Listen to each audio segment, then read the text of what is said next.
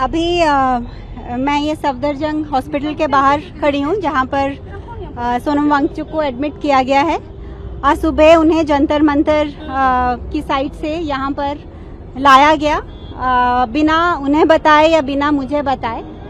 और कल शाम को ही सफदरजंग के ही डॉक्टर्स ने उनका चेकअप किया था और सारे वाइटल्स नॉर्मल थे और पोटेशियम उनका 4.3 था शाम को 4:15 बजे। लेकिन अभी हमें कह रहे हैं कि पोटेशियम 2.9 हो गया है और लाइफ थ्रेटनिंग है। लेकिन जब हमने कहा कि रिपोर्ट दिखाइए, क्योंकि हम बिना रिपोर्ट के कुछ भी उनको देना नहीं चाहते हैं, मैंने क्लियरली ये कहा है कि कुछ भी ओरल या इंट्रावेनस बिना मेरी कंसेंट के उनको नहीं दिया जाएगा और जो भी दिया जाएगा वो रिपोर्ट के बेसिस पे दिया जाएगा। लेकिन वो हमें वो रिपोर्ट दिखा तो रहे हैं जिसमें 2.9 है उनका पोटेशियम, लेकिन दे नहीं रहे। तो इसीलिए ये ट्रांसपेरेंसी की वजह से मुझे ये ट्रस्ट में प्रॉब्लम आ रहा है। और ऊपर से अगर ये मेडिकल ही इशू था तो इतने पुलिस यहाँ क्या कर रही है? और सेकेंडली हमारा फोन हमें क्यों नहीं ले जाने दिया जा रहा सोनम को?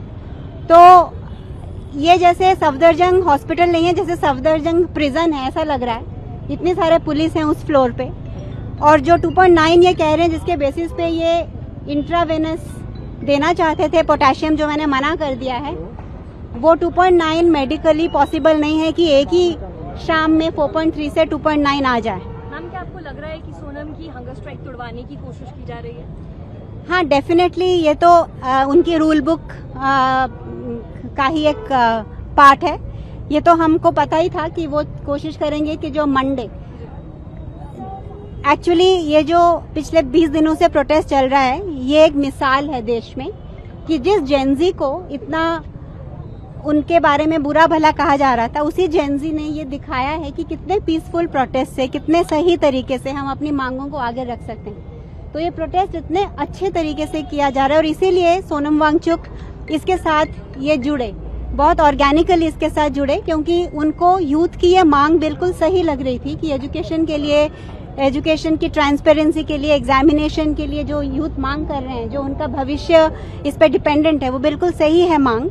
और जो ये यूथ मूवमेंट चल रहा था वो इसीलिए इसके साथ जुड़े ताकि ये गलत लोग इसका गलत इस्तेमाल ना करें, ताकि वो अगर इसके साथ रहेंगे तो वो इसको गाइड कर सकते हैं इस मूवमेंट को। और वही हमने देखा कि पिछले 20 दिनों में जैसे सोनम पहले अनशन करते आए हैं पीसफुल प्रोसेस से, किसी को बिना तकलीफ दे हुए, वैसा चल रहा है। तो इसीलिए कोई कारण नहीं है इनके पास कि मंडे की जो यात्रा है उसको रोक सके। लेकिन ये जानते हैं कि अगर मंडे मॉर्निंग यात्रा जो निकलनी है, अगर वो निकलेगी तो वो जस्ट दिल्ली में नहीं निकलेगी, पूरे देश में निकलेगी, क्योंकि हर शहर ये प्लान कर रहा है कि वो उसी वक्त वो भी यात्रा करे। और अगर सोनम की तबीयत, मुझे तो नहीं लगता कि उसमें कुछ खराब है, उनकी तबीयत बिल्कुल ठीक है। और हम एक थर्ड पार्टी लैब से दोबारा वो टेस्ट रिपीट करने जा रहे हैं बिना उनको दवाई देने के पहले, और वो बिल्कुल ठीक हो जाएंगे और वो यात्रा के लिए रेडी होंगे। और ये आंदोलन बाकी के बच्चों ने, इंक्लूडिंग अभिजीत ने, जारी रखा है। और अगर सोनम ना भी ज्वाइन कर सके वो यात्रा को, तो मैं उनको रिप्रेजेंट करते हुए वो यात्रा को लीड करूंगी और वो होगा। मंडे को जो प्लान है वो ऐसा नहीं है कि सोनम को अगर वहां से जबरदस्ती ले आए हैं तो वो रोक सकते हैं, क्योंकि मैम क्या सोनम वांग्याल जी जो उसके पिताजी है उन्होंने भी अनशन रखा, तो उस टाइम की प्राइम मिनिस्टर इंदिरा गांधी जी ने उनका अनशन तोड़वाया। क्या ऐसा हो सकता है मैम कि यहाँ पर भी कोई प्राइम मिनिस्टर मोदी जी आए या कोई बड़ा नेता आए कि उनका अनशन तोड़े? तब जमाना और था, अब जमाना और है। हमने देखा है कि कैसे सारे गवर्नमेंट इंस्टीट्यूशंस टूट चुके हैं, उनका जो भी उनका स्टेचर था वो अभी है नहीं। हाल ही में मैंने सुप्रीम कोर्ट में सोनम को बाहर निकालने का जो मुहिम चलाई थी, उसमें ये पता चल गया है कि हमारी जुडिशियरी जो है वो कॉम्प्रोमाइज्ड है, हमारी पुलिस तो कॉम्प्रोमाइज्ड है ही, हमारा मीडिया भी बहुत हद तक कॉम्प्रोमाइज है। लेकिन क्योंकि सोनम के जो 30 साल के उनकी काम रहा है और तपस्या रही है, उनकी एक इतनी इज्जत और प्यार है लोगों के उसमें कि हर, चाहे वो जुडिशियरी हो, चाहे वो पुलिस हो, चाहे वो मीडिया हो और चाहे वो एग्जीक्यूटिव हो या जो भी हो, गवर्नमेंट के दबाव में कुछ भी बेशक वो करें, लेकिन हर एक के जमीर में ये मूवमेंट को हेल्प करने का ही जज्बा रहता है और जिसकी वजह से आज तक ये यहाँ आया है। हाँ, उस समय उनका फास्ट तुड़वाया गया था, पर इस बार मुझे नहीं लगता कि ऐसे होने की कोई संभावना है। तो मैम 20 तारीख का कंफर्म है, इस बार 20 तारीख को जो मार्च जाना है वो कंफर्म है। हाँ, क्योंकि ये फाइनली एजुकेशन सिस्टम को चेंज करना ये एग्जीक्यूटिव और पावर और पॉलिसी मेकर्स का काम है और हमारा काम है उन तक ये बात पहुंचाना कि ये सिस्टम कंप्लीटली टूट चुका है। ये हम विश्व गुरु इसके सहारे नहीं बन सकते। हमारे बच्चे जो क्लास 8 तक, हर बच्चे को सेम एजुकेशन मिलनी चाहिए।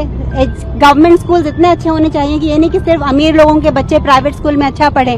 तो ये सब तो हमें दिख ही रहा है कि पूरा सिस्टम टूटा हुआ है। ये जो नीट का एग्जाम लीक हुआ ये तो जस्ट एक छोटा सा सिम्टम था, लेकिन ये जो ब्रोकन सिस्टम है ये तो हम सबको पता है। तो ये जो मूवमेंट है ये जस्ट एक प्रोटेस्ट, एक पेपर लीक के लिए नहीं है, ये पूरे देश की जमीर को, कॉन्शियंस को जगाने के लिए है और वो सफिशिएंट हद तक जग चुकी है। क्योंकि जब तक हम सिर्फ चावल और राशन मांगते रहेंगे तो गवर्नमेंट हमको वही देके खुश रखेगी, लेकिन जब हर नागरिक शिक्षा की मांग करेगा, जो अभी इतना अवेयरनेस और अवेकनिंग आ गया है ये प्रोटेस्ट के बाद, तो मैं चाहती हूँ कि सोनम वांगचुक ने जो 20 दिन तक फास्ट किया और अभी भी जारी है, क्योंकि अभी वो डॉक्टर्स इलेक्ट्रल पाउडर देने की बात कर रहे थे लेकिन उन्होंने मना किया कि वो फास्ट अभी भी उनका जारी है। तो वो सिर्फ एक छोटे से पॉलिटिकल मिनिस्टर तो आते जाते रहते हैं और वैसे भी कोई मिनिस्टर्स को याद नहीं रखता, लेकिन जो ग्राउंड पे चेंज होता है उस पे ये होता है। तो वो मिनिस्टर को तो खुद ही रिजाइन करना चाहिए था, लेकिन उनका जमीर इतना जगा हुआ नहीं है, उन्होंने नहीं किया। लेकिन लेकिन इस देश का जो लोकतंत्र है वो मिनिस्टरों से नहीं चलता, लोगों से चलता है और वो हमेशा जागृत रहेगा और इसलिए जैसा प्लान था वैसा चलता रहेगा।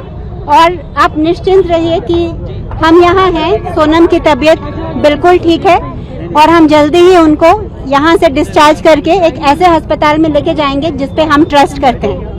धन्यवाद। मैम कैसी है उनकी तबीयत?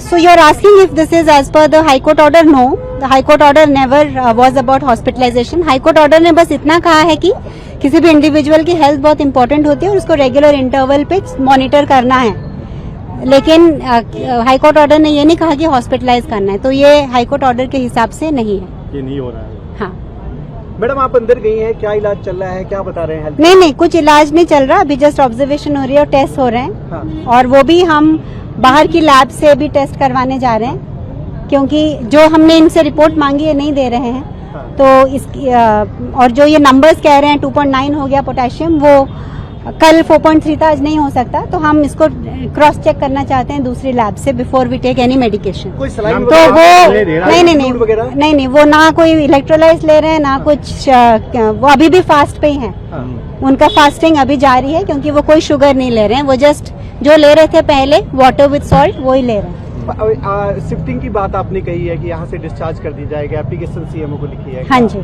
क्या उसमें लिखा क्या है? ये लिखा है कि हम अपने, ये गवर्नमेंट नहीं डिसाइड करती इंडिया में, ये कोई कम्युनिस्ट देश तो है नहीं कि गवर्नमेंट डिसाइड करेगी कि आप कौन से हॉस्पिटल में जा रहे हैं। ये एक प्राइवेट पर्सन की इंडिविजुअल चॉइस है। तो हम जिस हॉस्पिटल को हम ट्रस्ट करते हैं और जहां हम कंफर्टेबल हैं, हम वहां उनको लेके जाएंगे। तो ये मैं आभारी हूं कि गवर्नमेंट ने इतना सोचा और यहाँ लेके आए, पर यहाँ से क्या करना है वो हम अपने आप करेंगे, या और ना कि गवर्नमेंट कुछ इसमें दखल अंदाजी करने की उनको जरूरत नहीं है। मैम आपसे बातचीत हुआ, उनका क्या लग रहा है आपको, आप संतुष्ट है उनका? हाँ, वो जैसे कल थे, मतलब वीक तो डेफिनेटली है, मसल मास लूज कर रहे हैं, वो तो किसी भी फास्ट में होता है, लेकिन वो अलर्ट हैं और बहुत स्ट्रांग है। उनका आज ECG भी हुआ, वो भी ठीक है। और जस्ट एक ही पैरामीटर जो यहाँ कह रहे हैं वो पोटेशियम, वो हम क्रॉस चेक कर रहे हैं।